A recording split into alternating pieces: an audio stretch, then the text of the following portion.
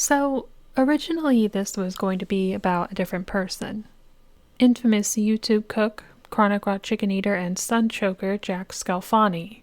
If you've never heard of Jack, he's been uploading amateur cooking videos on YouTube for over a decade now, desperately trying to present himself as the next possible big infomercial host, hawking his own barbecue sauce brand and creating meals that would turn even the strongest of stomachs. But during my research on Jack, I came across something I found quite startling. For those of you who don't know, Jack is a very religious man, which isn't a problem on its own. What I found concerning was the pastor he used to follow, a man by the name of Maury Davis. Now, Davis's story isn't necessarily hard to find, but I don't believe it's as well known as it should be across the internet. For nearly 30 years, Davis was senior pastor at Cornerstone Church, a 16,000-plus member congregation in Nashville, Tennessee. He's also a televangelist, international speaker, and pastor, and has built churches and orphanages in several different countries. On the surface, and to those closest to him, he is a man of God, bringing faith to those who need it most and doing the best to make the world a better place. But he's also pulling the wool over your eyes. And this time, the wool is soaked with blood. On the afternoon of January 27, 1975, a gentle breeze sweeps through the neighborhood on Meadowbrook Lane, where the street is lined with modest, brick-faced homes and trees clinging to the last of their leaves. It's peaceful and safe, until 18-year-old Maury Davis and 20-year-old Ricky Payne arrive at a home owned by Ron Liles that he's renovating to later sell. Across the street lives Jo Ella Liles, Ron's mother. Described as a kind and friendly woman, Jo Ella was well loved by those in her community. She would greet strangers with the same warmth as family and was always willing to help those in need, as she likely did on this afternoon. Jo Ella notices the two young men across the street and decides to approach them. Davis says he's interested in purchasing the home, and being that her son planned to sell it, she wasn't put off by his statement. So she lets them in to look around. Once inside, the men separate, Payne going off on his own and Davis staying with Jo Ella. She shows some of the house to Davis, making small conversation and remarking at some of the leftover paint cans. At some point, one of these cans would spill, getting white paint on Davis's boots, causing him to snap. He takes out a buck knife and begins stabbing Jo Ella in the neck, severing her trachea, esophagus, and carotid artery. He also hit her spinal cord with such force that it nearly decapitated her. Payne hears the commotion and enters the room, seeing Davis in the middle of his own one-man rampage. Just outside of the house, a mailman named Robert Clark is walking his route and notices that the front door is open. In a 2009 interview with the Nashville Scene, he says, "I sort of saw a young fella in there, and I heard another say, 'Close the door, close the door.'" Clark then sees Payne shut the front door, but not before he can hear what he describes as a gurgling sound coming from inside the house. He decides to continue his route, but then notices Davis and Payne leaving in a hurry. He's now troubled by what he's seen and heard, so he writes down the plate numbers for their car. Once they've left, Clark goes back to the house and calls out. He gets no response. He again continues his route. At some point, his wife drives by to check on him, and he tells her what he's witnessed, and suggests that she call the realty company associated with the house to check on it. Eventually, the police, including their captain John Looper, would be called to the scene. What they find is the lifeless body of Jo Ella Liles with her neck agape, laying in a pool of white paint and soaked in blood, with a trail of white boot prints exiting the house. Clark would later give the police the plate numbers as well as a description of the vehicle and both men. Unfortunately, he transposed the numbers, so their initial search came back to a Ford that didn't match the description he gave police. Thankfully, though, after swapping numbers around, they were able to find a Cadillac that matched, and later that evening, around 9 p.m., they spoke with the owner of a gas station that Davis worked at. He informs police that he had sold the vehicle to Davis and also gives them his address, which happens to be right across the street. Looper would find the Cadillac in the apartment parking lot. He would also find white paint and blood on the driver's side door handle, as well as inside on the seats. As he's looking at the car, Davis leaves the apartment building with a woman, who we would later find out is his girlfriend, get into a different vehicle and drive away. The police do not stop him. At 4 a.m., the police finally have a warrant to search Davis's apartment.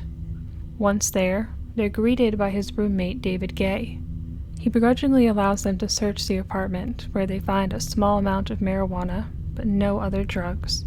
And in Davis's room, they collect a family photo and a pair of seemingly clean boots, except for a small amount of blood and paint smeared on the heel. When officers walk out of Davis's room with the boots, the mood shifts from what Gay believes to be a run-of-the-mill apartment tossing to something much more serious. Looper turns to him and says, "Okay, we're not talking about some chicken shit marijuana charge. We're talking about murder." Gay is said to have turned pale as a ghost, immediately flipping on his roommate like someone who was just questioned on an episode of the First 48. Gay tells them that Davis told him to clean the knife, which was then given to Davis's girlfriend. He would also tell them her address and give them the whereabouts of Payne. An hour after arriving at the apartment, Looper has a warrant for their arrest, and he makes his way towards the girlfriend's house. During their drive, the police intercept Davis, who appears to be driving back to the apartment. He is arrested without incident. While driving back to the station, Looper and Davis would talk. Looper would tell him he doesn't need to know what he did, but why. Davis would say, "I don't know, man. I just went fucking crazy." After arriving at the police station, Looper confronts Davis, asking if the older man in the family photo he had taken was his father, Bob. It was, but Looper already knew that, because he knew Bob personally. Looper then makes Davis call his father and tell him what he had done, to spare his parents the pain of hearing about it in the news. Davis then meets with his attorney Dennis Brewer. In 2018, while speaking at Glad Tidings Church, Davis describes Brewer as a womanizer, drinker, and the most corrupt criminal attorney in Dallas, Texas. He then tells a story about Brewer from 6 months prior to their police station meeting. And so Dennis sat down. I'd gone to school with his daughter. I knew he was a womanizer. I knew he was a drinker. What I didn't know was 6 months before, he had been home drunk one night and was shooting a pistol through the roof. The problem is the roof was the second floor where the kids were sleeping upstairs, and his wife kicked him out of the house and said, "We're done, can't take it anymore." And in brokenness, he went to a little Assembly of God church and gave his life to Jesus Christ. And God set him free and delivered him. So he begins to tell me how he went to an altar of a little Assembly of God church pastored by Jadon George, and God changed his life, and God put his marriage back together. And then he heard about the Holy Spirit, and as he was jogging one day across an Irving Boulevard, across an intersection, he was baptized in the Holy Spirit. And he said, "I didn't know what it was. I began to speak in other tongues and dance around in the church, in the boulevard." And he said, "I realized I'm a prominent attorney, and I look like an idiot out here in the middle of the street, stopping traffic while I'm dancing in circles out here." And he said, "Then my wife got healed of breast cancer." And when he got done telling me all this God could do and all that God had done, he said, "Are you ready to pray?" And I said, No, not there yet." I think Brewer's story may have shaped Davis in the coming months, as Davis himself claimed to be a relentless drug user. He said he had been using meth, crack, LSD, and other drugs at the time of the murder, and years before it. As far as I can find, there is no documented history of this level of drug abuse from Davis, aside from his own statements. Drugs also never came into play during the investigation, according to Captain Looper. Either way, I think it's safe to say that Brewer saw some form of himself in Davis, and the opportunity to bring him to God.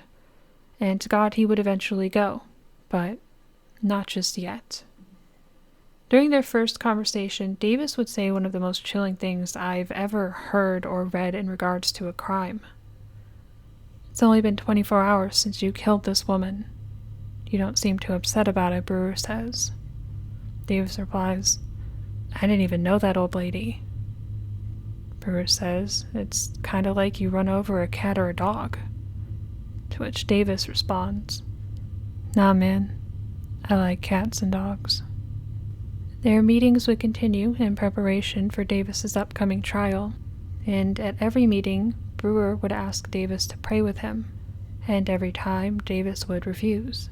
Brewer was persistent, though. He'd continued to ask and regularly sent preachers to visit Davis in the hopes that a relationship with God would form. After being in jail for some time, witnessing multiple suicides and hearing the cries of men being sexually assaulted, Davis finally agreed to pray with Brewer, asking God to prove himself in exchange for a lifetime of devotion. But it wasn't until Tommy, a fellow inmate who he had grown close to, that was teaching him how to be a better Christian and follow the Word of God, was sentenced to 75 years, that he truly devoted himself to Christianity. After hearing Tommy would spend the rest of his life in prison, the reality of his possible future started to sink in. He emotionally spiraled for a moment before asking Tommy, "How do you handle it?" Tommy replies, "Maury, I'd rather be in jail with Jesus Christ than back out there living like we were for the devil." Brewer would hope to use Davis's newfound devotion in his favor with an insanity defense and 50-year plea deal, instead of the death penalty. It looks like the odds are stacked against them, though, with Ricky Payne having turned state's witness and Davis's guilt never coming into question. The defense, however, unknowingly has an ace up its sleeve, a man by the name of Don McDaniel. McDaniel was a retired San Diego sheriff's deputy and former Marine sergeant selected for the jury. To the prosecution, he is the perfect fit, since law enforcement and military are typically sympathetic to the state. What they don't know is McDaniel is a born-again Christian who attends the same church as Brewer and Davis's families. McDaniel was a Silver Star and Purple Heart veteran who saw combat in Korea. After this, he would be sent home and later work as a sheriff's deputy in San Diego, where he'd be investigated by the FBI for abuse of those he arrested. He claims to have been possessed by a demon of murder that made him want to hurt and kill people. In a 2009 interview, he was quoted as saying, "Killing was nothing. You look upon people as insects and you smash them." After 7 years in California, he would relocate his family to Irving, Texas, where he would join his in-laws' church, becoming a Christian. This newfound faith wasn't enough to quell the thoughts and urges he had, though. McDaniel became so terrified of the devil's possible influence that he stopped sleeping in the same room as his wife, for fear of what he might do to her. Eventually, he would return to their bed, and one night as they slept, a light began filling the room. It would paralyze McDaniel, but he'd managed to nudge his wife and whisper a single word to her, "Pray."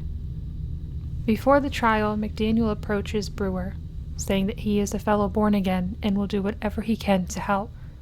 The defense has found its greatest asset. Having McDaniel on the jury is extremely beneficial to the defense, since he is able to use his career as a police officer to influence the others. He was a cop. He had seen all manner of crime. But this case had to be different. It was too awful, too evil.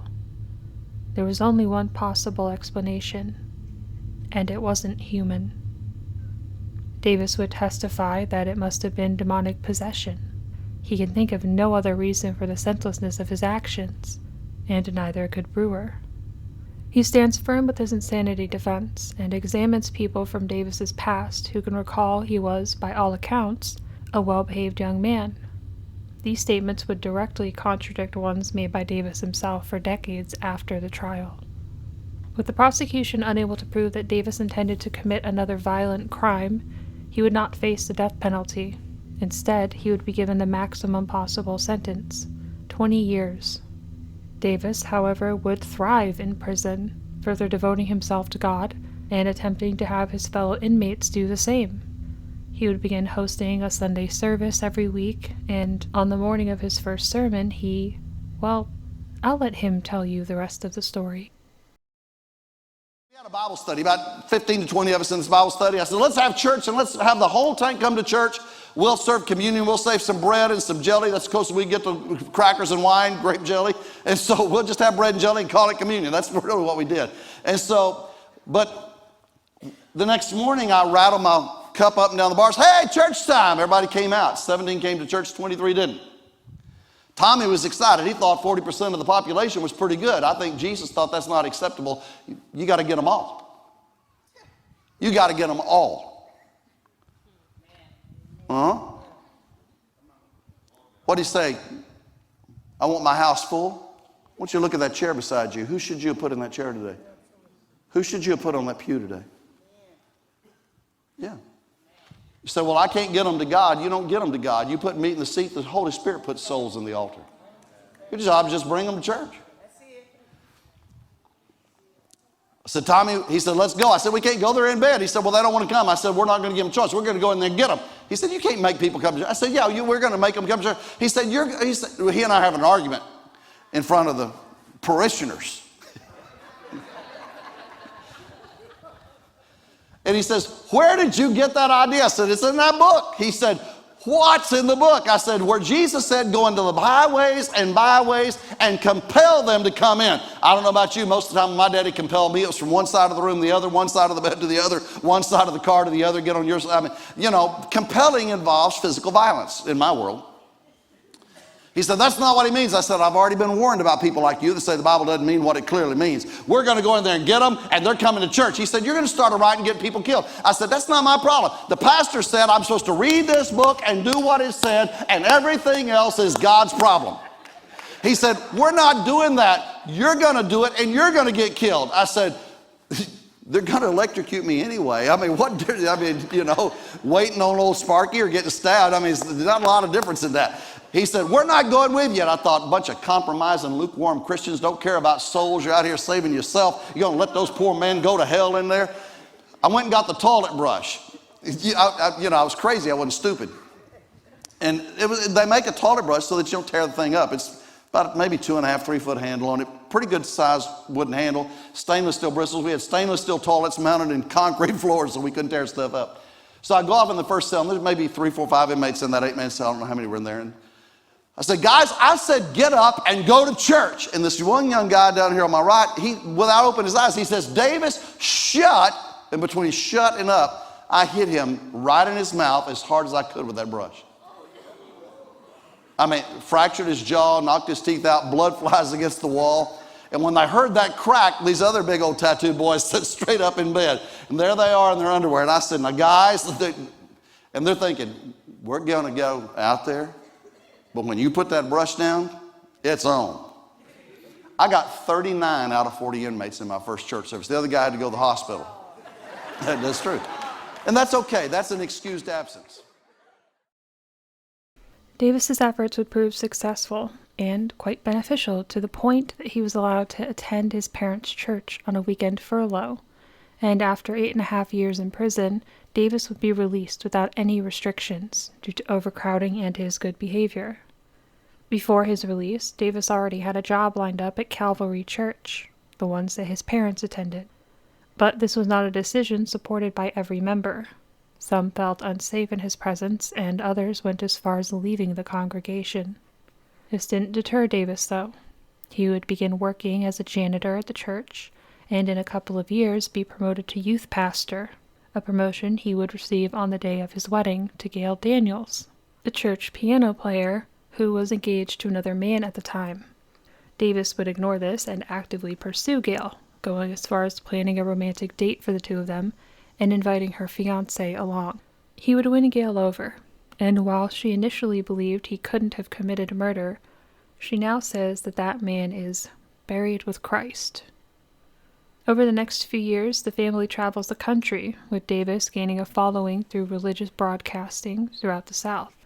In 1991, the family makes their way to Madison, Tennessee, eventually finding themselves at Cornerstone Church, a 200-member congregation seeking new leadership.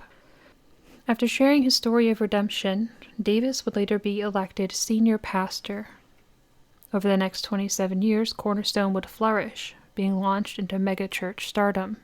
With thousands of members, a sprawling 250,000 square foot facility where you can get baptized in the lobby, then go across the room and grab a muffin at Cornerstone Cafe.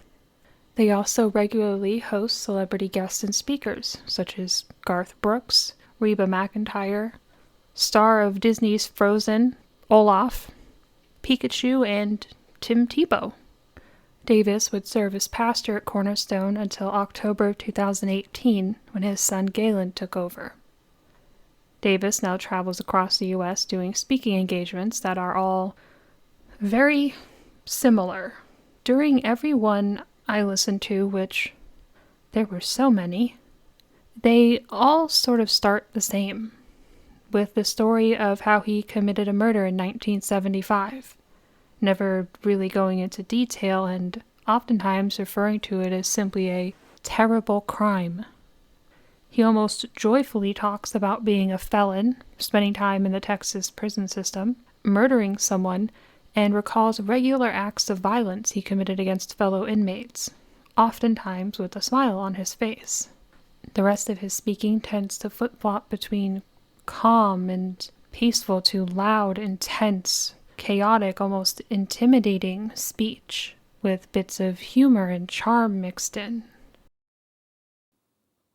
My question to you, do you believe it enough to leave some people behind that it's going to break your heart to leave?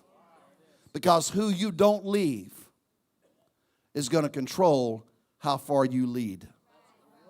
You're my son, washed in my blood, filled with my spirit, called by my name. You carry my banner. The light of my kingdom dwells in you. I'm going to give you the very best part of the land. Everybody else is going to say, because of your past, you're not going anywhere. Because of your condemnation, you're always going to be held down. But God makes a way that other people don't understand. God opens doors that other people can't shut. God can do what other people say can't be done. Said, look over there, Pastor. The eagle's nest. The only thing on top of the mountain is that eagle. He has a stress-free life. What I didn't know that day at 18 years of age, how quickly life can change. 24 hours after my dad leaving that apartment in the middle of a crime, I committed a horrible murder. When you're not living in the next dream, you're already stopped. Our founding fathers believed if you weren't a person of faith, you ought not to be in leadership. When somebody questions a person's Christian faith and wants to disqualify them for any office, we have an issue in this country. I was a 19-year-old convicted felon in prison in Texas, picking cotton. Jesus walked off the pages of this book into my life. I got down on my knees, asked for forgiveness, and I got born again. I had a changed life. God did something in me that day that wasn't an emotional experience. It was a life-transforming experience where He took out a heart of stone with no conscience, no care, no empathy, no compassion, and He gave me a heart of flesh. It radically changed my life. I'm married today. I have 4 children. 3 of them are triplets. My wife, I call her Fertile Myrtle. And then we had another child, and I started to call him Oops.